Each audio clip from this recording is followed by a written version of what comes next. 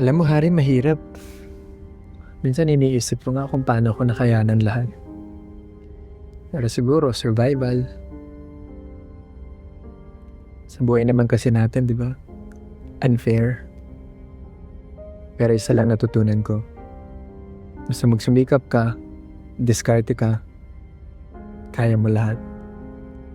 Tama yung sinabi mo. At yan naman ang nagustuhan ko sa'yo.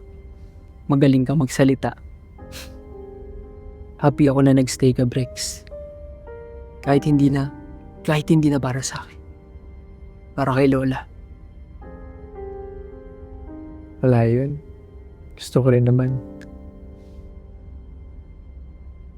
Sorry nga pala kasi. Bigla akong inand yung contract natin na wala akong pasabi sa'yo. Nabubuluhan na kasi ako eh. Hindi ko na alam yung gagawin. Hari, naiintindihan ko naman. Sabi mo nga, di ba? Empleyado mo lang ako. Anytime pwede mo akong tanggalin.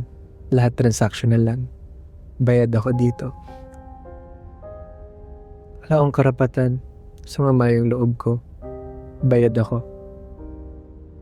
Hindi totoo yan. Oo, binabayaran kita. Pero hindi ibig sabihin nun pwede na kitang tanggalin agad-agad. Alam mo, Hari, kaya lang naman din ako nag-stay.